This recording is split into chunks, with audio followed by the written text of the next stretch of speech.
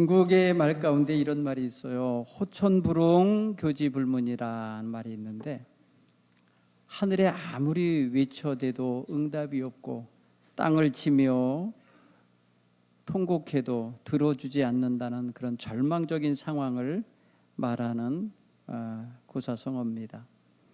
아무도 도와주지 않는 처지의 놓인 상태, 고립무원한 상태에 놓인 사람이 단식하면서 하는 소리예요. 인생 살면서 누군가가 내 곁에 없다, 나를 도울 사람이 없다 할 때 얼마나 그게 외로운 삶이고 쓸쓸한 삶이겠습니까? 특별히 하늘은 당시에 중국에서의 어떤 철학에는 하늘은 절대적인 존재를 상징합니다. 그리고 땅은 어머니의 같이 모든 걸 품고 모든 것을 내주는 그러한 것을 상징합니다. 그런데 하늘도 대답이 없고 땅에서도 아무런 응답이 없는 그런 상태, 특히 억울한 일을 당하고 있는 사람, 고통 중에 있는 사람, 하늘을 향하여 호소하고 땅에 대고 호소해도 그것이 들려지지 않는 듯, 아무런 반응이 없고 대답이 없을 때 너무너무 절망하는 것입니다. 이게 수호전이라는 책에 기록되어 있습니다. 억울하게 쫓기거나 죽음을 눈앞에 둔 인물이 절망적이면서 탄식하며 하는 소리일 거예요.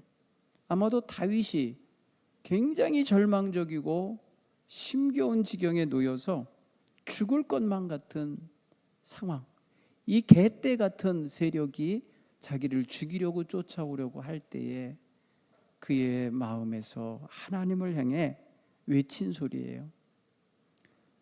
오늘 그가 놓인 상황은요, 오늘 20절에 표현되어 있잖아요. 이 개의 세력에서 나를 구원하소서.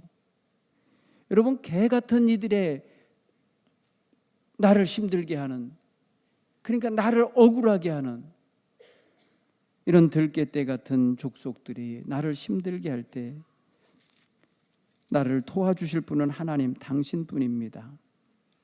이렇게 구하고 있는 거예요. 그런데 이 개들이 나를 에워쌌으며 악한 무리가 나를 둘러 내 수족을 찔렀나이다. 너무 참혹한 상황을 지금 전제하고 말하는 거예요. 그는 참으로 하나님 앞에서 별것 아닌 존재인 걸 알아요. 하나님, 나는 벌레요, 사람이 아니라 사람의 비방거리요, 백성의 조롱거리입니다. 나를 보는 자가 다 나를 보고 비웃습니다. 입술을 삐죽거리며 머리를 흔들며 말합니다. 그가 하나님을 의탁하니 하나님이 구원하시겠지, 하나님이 그를 기뻐하시니까 건지실 거야, 이러면서 조롱을 하더라는 거죠. 그럴 때에 그는 하나님, 나를 멀리하지 마옵소서. 이 환난 속에서 나를 도울 자가 없나이다. 도울 자가 없는 지경에 놓여 있는 기도자입니다. 오늘 이 다윗은 이런 상황, 자기 진짜 공고한 상황에서 지금 이 기도의 노래를 올리는 거예요. 그는 간절히 기도했답니다. 오늘 성경 보니까 하나님, 내가 낮에도 부르짖고 밤에도 잠잠하지 아니하여 싸운데 어찌 응답하지 아니하시나이까? 하나님이여, 내 하나님이여, 왜 나를 버리십니까? 왜 나를 외면하십니까? 어찌하여 나를 멀리 하시면서 돕지 아니하시는 것입니까? 내 신음소리가 들리지 아니하십니까? 지금 하나님께 이 단순한 기도이지만 자기의 삶의 애환, 그 곤경, 그 절망적 상황을 고백하고 있는 것입니다. 사랑하는 성도 여러분, 우리도 때로는 정말 힘들 때가 있죠. 하나님이 도와주시지 않으면 도저히 헤어나올 수가 없는 상황인 거 우리가 경험할 때가 있습니다. 그래서 우리는 하나님 앞에 어찌하든지 하나님이 나를 도와주셨으면 하고 바라며 간구하는 모습을 우리가 갖게 되는 거예요. 사랑하는 성도 여러분, 우리는 어려서부터 불안한 감정, 두려운 감정이 어떤 건지 경험적으로 알고 있습니다. 외롭다는 것이 무엇인지 알고 있습니다. 여러분, 아주 어린 아이가 엄마 품을 떠나서 다른 사람의 손에 맡겨질 때 굉장히 불안해하면서 분리불안증을 느끼면서 웁니다. 유치원에 처음 가는 날, 어린이집에 처음 가는 날 안 우는 아이가 없어요. 그거는 엄마 품을 떠나는 것에 대한 두려움이고 엄마가 나를 버리지 않나 하는 불안감이 있는 거예요. 여러분, 이게 어린아이에만 있는 게 아니에요. 성인에게도 분리불안증이라는 게 있어요. 성인에게도. 성인들도 때로는 말입니다, 삶의 안정이 깨지고 상황이 어려울 때 그 마음속에 불안함을 느낀다고 그래요. 이 불안함은 어떤 때 작동을 하느냐 하면요, 배우자가 밤이 늦었는데도 안 들어와. 남편이 회사 가서 안 들어와. 뭐 어디 가서 안 들어오고 있어 보세요. 이거에 대한 불안감이 아주 커요. 혼자 있는 것이 두렵고 떨려서 못 견뎌해요. 마치 버림받은 공포감이 들어와요. 그래서 상대방을 지나치게 의존하게 되고 집착하게 돼요. 그게 애착불안증이에요. 그래서 그 마음속에 자꾸 그런 어떤 반작용으로 어디 갔는지 물어야 되고 자꾸 전화하게 되고 어디 있는지 확인하고 뭐 하는지 확인하고, 그러면요 그 남편이요, 이 여자 왜 이래? 아주 그냥 굉장히 정이 떨어져 가는 불안감이 느껴지는 거예요. 이거 이래다가 내가 정신병자가 되겠다는 거지. 여러분, 분리불안증을 갖고 있는 사람들은 이게 갑자기 생긴 게 아니에요. 어려서부터 생활 경험 속에서 그게 쌓여진 거죠. 충분한 사랑을 공급받지 못하고 외면당해 본 경험, 버림당해 본 경험, 남의 손에 의탁하여 자라본 경험, 아주 불안합니다. 상실을 경험한 본 사람, 어려서 큰 것, 귀한 것, 자기에게 친밀한 관계를 잃어버린 경험, 부모와의 사별, 그런가 하면 성장하면서 관계에서 오는 배신감, 이런 것들이 자꾸 자기의 마음에 약한 자기를 불안하게 만든 요소로 작용하니까 힘든 거예요. 오늘 신앙적으로 볼 때에 우리 마음에도 불안감이 있어요. 여러분, 우리는 피조물이잖아요. 창조주 하나님을 멀리하고 살면 불안해요. 어느 분 그러다, 목사님 나 주일날 예배 안 드리고 나면 한 주간이 내내 불안해요 그러시더라고요. 그럼 예배 드리고 가시라고. 예배를 안 드리면 불안하대, 걱정된대요. 두렵답니다. 왜 그럴까요? 하나님에 대한 무슨 이렇게 두려움이 갖고 있어서 그럴 수도 있어요. 근데 예배가 자기의 무슨 호신용, 자기의 삶에 안위를 주는 그런 수단이었던 거죠. 그런데 여러분, 하나님께 나와 내 마음과 내 뜻을 아뢰며 예배하는 생활을 늘 일정한 시간 아주 정기적인 모습을 가지고 행하는 사람은 안정감이 있어요. 그런데 실제로 그런 생활을 빼앗기거나 할 수 없는 처지에 여건에 놓이거나 직장 관계 때문에 그걸 못할 때 마음이 불편해요. 힘들어요. 오늘 이 사순절기에 우리는 주님 앞에 우리의 마음을 더 가까이, 하나님과 내가 더 친밀하게 있고 싶은 그런 마음을 가지셔야 돼. 오늘 시편 기자가 19절에서 그렇게 말하잖아요. 주여 나를 멀리하지 마옵소서. 여러분, 누군가가 나를 멀리한다라고 느낄 때 그 어떤 느낌이 듭니까? 나를 피하는 것 같고 나를 외면하는 것 같은 느낌 안 듭니까? 우리가 다른 사람에게서 느끼는, 아주 금방 느낄 수 있는 게 이런 반응이에요. 그렇죠? 나를 외면했어, 나를 거부했어, 나를 조금 피하는 것 같은 느낌이 들어. 이럴 때요, 사람이 힘들어지거든요. 사람도 그런데 하물며 하나님이 나를 외면하는 것 같이 느껴져 봐요. 하나님이 내 기도를 안 들으시고, 하나님이 내게 응답을 빨리 안 주시고, 하나님이 나 불안하고 힘든 처지에 있는데 위로해 주시지 않는 것 같은 느낌이 들면 힘들죠. 사람이 그런 느낌을 받을 때가 있어요. 여러분, 우리 마음속에 뭘 당당하게 늘 사는 것 같지만 그렇지 않아요. 우리는 참 약합니다. 그래서 우리 하나님 앞에 마음을 더 가까이 가고 싶은 마음을 늘 간직하고 사셔야 돼요. 사순절은 사실 예수님을 생각하며 예수님의 십자가 은혜 안에서 내가 흠뻑 젖고 그 십자가 은혜를 힘입어서 아버지 하나님께로 가는 거예요. 예수님의 십자가의 은총이 있는 그곳은 통과해야 될 문인 거예요. 이 예수님의 은총, 십자가의 은총을 통과하여 궁극적으로는 하나님께 가는 거예요. 하나님께 더 가까이 가는 절기가 바로 이 사순절기의 본질입니다. 오늘 시편 기자는 그런 면에 있어서 자기의 고통과 곤궁에 처해 있는, 공경에 처해 있는 그 상황은 참으로 기도거리가 될 수밖에 없어요. 나중에 여러분, 이 기도문은요, 예수님이 십자가에 달리셔서 못 박혀서 거기에 축 처진 몸을 가지고 그 고통 속에서 이 기도를 올리셔요. 엘리 엘리 라마 사박다니 라마 사박다니, 나의 하나님 나의 하나님 어찌하여 나를 버리시나이까.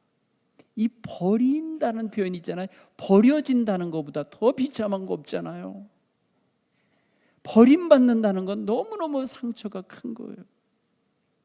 예수님이 바로 십자가에서 그런 심적 고통을 느끼신 거예요. 견디시는 거예요.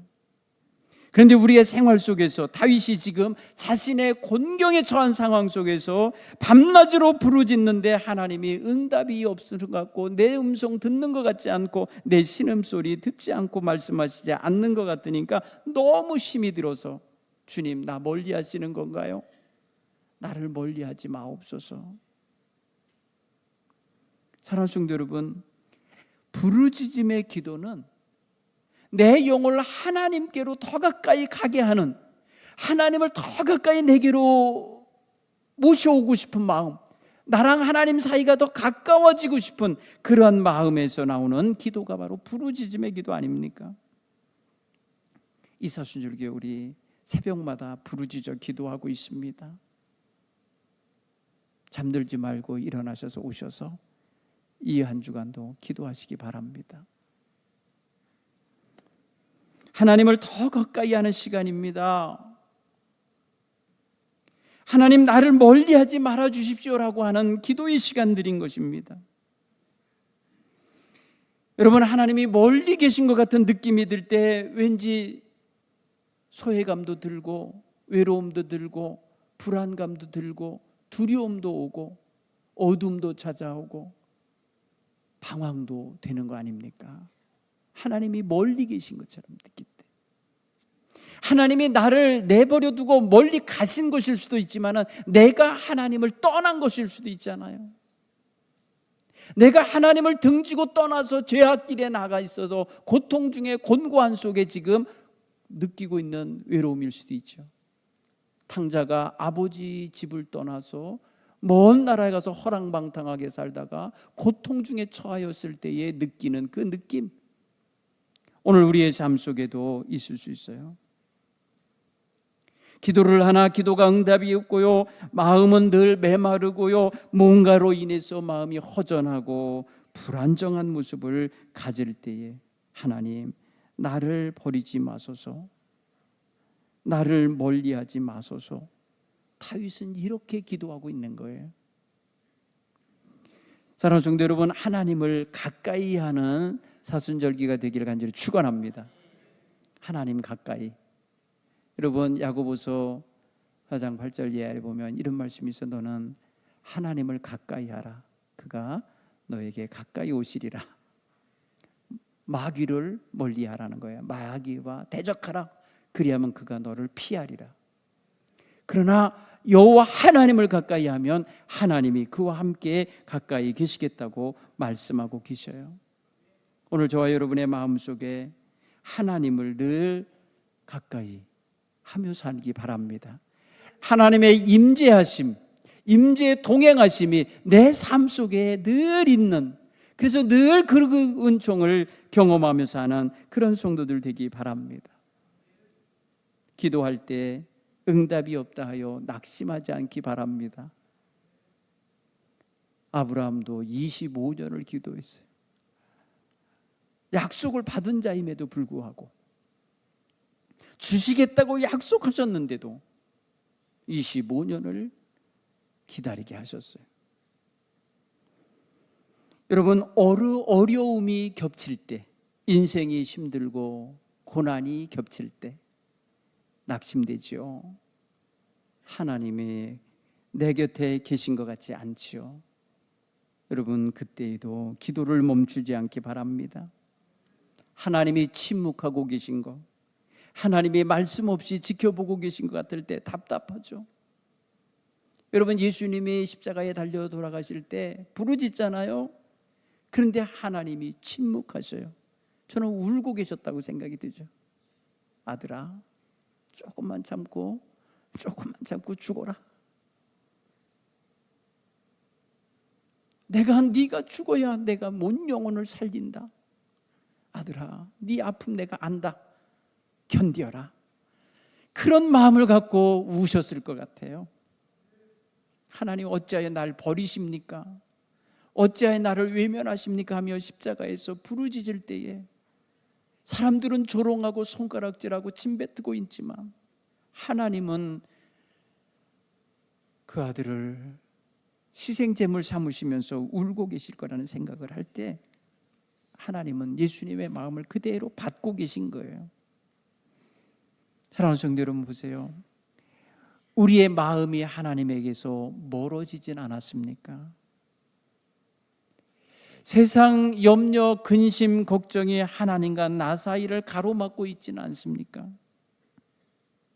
세상 쾌락과 욕망과 탐욕과 정욕으로 인하여 하나님을 등지는 방향으로 가고 있지는 않습니까? 오늘 그런 나의 모습이라면 속히 하나님께로 삶의 방향을, 마음의 방향을 돌리시기 바랍니다. 나의 하나님 어째 날 버리십니까? 라고 탄식한다는 소리는요, 믿음 없는 사람의 탄식이 아니에요. 하나님이 들으시고 계시고 하나님이 보고 계시고 하나님이 알고 계신데 대답하지 않으니까 하나님 앞에 더 촉구하는 거요, 더 매달리는 그런 믿음에 있는 사람의 기도라 여겨집니다. 나의 하나님이라고 부르지 않습니까? 나의 하나님, 아저씨라고 부르는 거 아니에요. 나랑 상관없는 것처럼 부르는 게 아니에요. 나의 하나님이라고 부르시잖아요. 이분이 나의 하나님, 나의 하나님.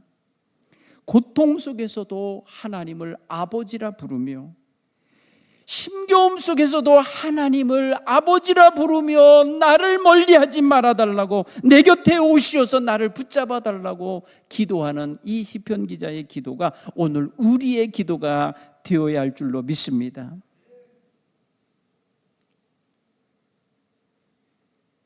여러분, 하나님을 떠나본 경험 있으십니까? 마음이, 생각이, 삶의 태도가. 이 사순절기에는 그런 마음, 태도, 그런 모든 것들을 하나님께로 방향을 바꾸고 하나님께 좀 더 가까이 다가서는 그런 자세를 갖는 때입니다. 그런 면에 있어서는 우리의 신앙이 회복되는 거고, 하나님과의 관계가 회복되는 거고, 우리의 영성이 회복되는 그런 시간이 될 줄 믿습니다. 주님, 나를 떠나지 마옵소서. 내 곁에 오시어서 나를 도와주옵소서.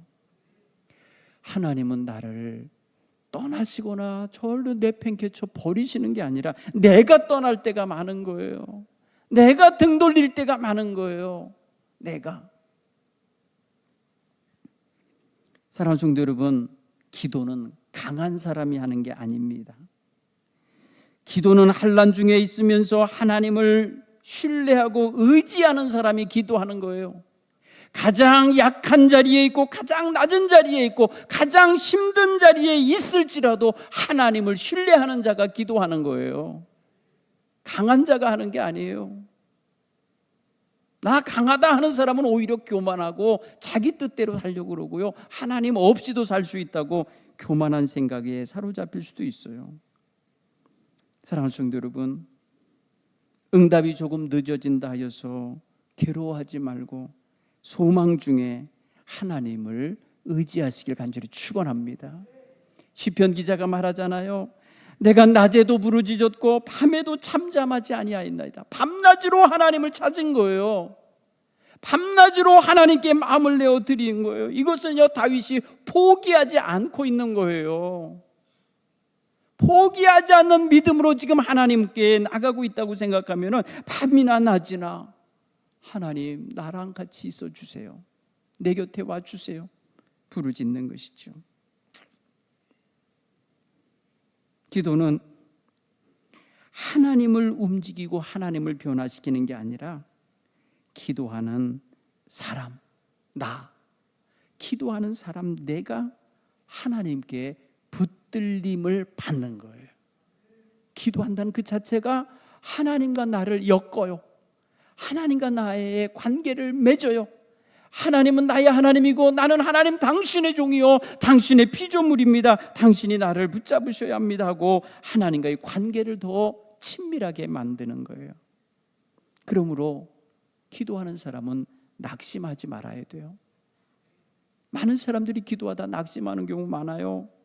바로 응답이 오지 않으니까 기도해도 문제가 해결이 안 됐다고 그냥 낙심할 때가 많아요.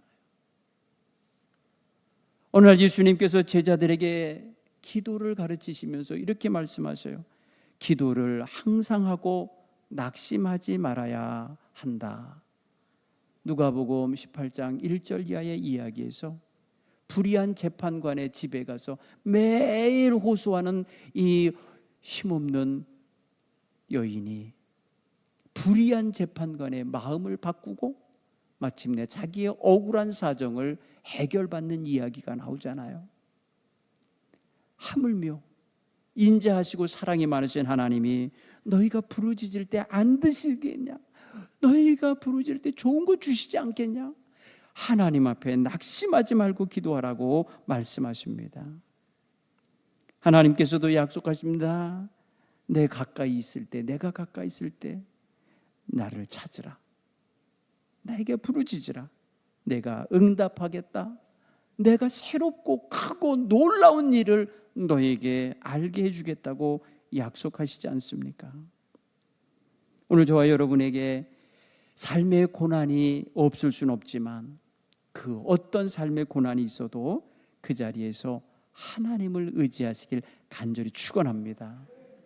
그렇게 여러분 마음속에 이 사순절기에 기도 하나가 있어야 돼요. 그게 뭐냐? 하나님, 따라서 하나님 나와 가까이 해주소서. 그냥 내 곁에 와 주세요. 이 기도가 있어야 돼요. 여러분, 이것은 다른 고백이 아닙니다. 이런 믿음의 고백은 어떤 말을 담고 있는 거냐면 이런다면 하나님, 나는 하나님 없이 못 살아요. 하나님 없이 못 살아요. 하나님, 당신은 나의 삶의 근거가 되시오요. 하나님 없이 저 못 살아요 라는 고백이 담긴 거 아니겠어요? 하나님 내 곁에 오셔서 나와 함께 주세요 하면은요. 여러분, 가장 교만한 게 하나님 없이도 산다는 생각이에요. 하나님 없이도 살 수 있는 것처럼 생각이 들 때 그게 교만한 거예요. 우리는 한순간도 하나님 없이 살 수 없다는 걸 고백하며 살아갈 수 있기를 간절히 축원합니다. 나의 삶의 근거가 되시고 생명의 근원 되시는 하나님을 어찌 떠나 살겠습니까? 그러면 그것은 영적인 죽음으로 가는 길인데 어찌 떠나겠습니까? 시편 기자는 하나님을 생명의 원천이라고 표현해요. 시편 36편 9절에 진실로 생명의 원천이 주께 있사오니 이렇게 말해요. 에레미야서 2장 13절에서는 이 백성이 생명의 생수의 근원인 나를 버리고 스스로 가서 웅덩이를 팠도다 이렇게 말씀하셔요. 생명의 근원이신 하나님을 떠나 살지 않기를 간절히 축원합니다. 우리는 주님이 필요합니다. 주님 없이는 살 수 없습니다라고 고백하는 이 겸손한 영성이 우리에게 충만하기를 간절히 축원합니다. 또한 이것은 하나님을 의지하고 있다는 믿음의 표현입니다. 하나님 내게 가까이 와주소 나를 멀리하지 마옵소서 하면서 하나님을 의지하는 이 믿음이 표현되고 있는 것입니다. 사랑하는 성도 여러분, 인생의 성공, 인생의 부귀영화, 인생의 어떤 명예에 충만한 그 모든 것, 그게 인생의 성공이 아니고 참된 복이 아니라 가장 중요한 복은 따라서 해볼까요? 하나님과의 관계다. 하나님과의 관계가 끊어진 상태에서 부자 돼야 뭘 있고, 그게 성공한들 무슨 의미가 있고, 그게 아무리 명예가 있은들 무슨 의미가 있어요? 하나님 안에서 얻으셔야 될 줄 믿습니다. 하나님 없고는 그 모든 것이 의미가 없어요. 그러니 하나님 앞에 나의 믿음을 온전히 보이는 고백으로서 하나님 내게 가까이 와 주십시오, 나를 멀리하지 마시옵소서 고백할 수 있기를 바랍니다. 사랑하는 성도 여러분, 우리 마음속에 하나님께 가까이 하고 싶은 갈망이 있으면요, 그 태도가 달라요. 여러분, 하나님이 없이는 살 수 없다고 하는 사람은요, 정말 하나님을 찾고 또 찾는 갈급함이 있어요. 간절히 찾아요.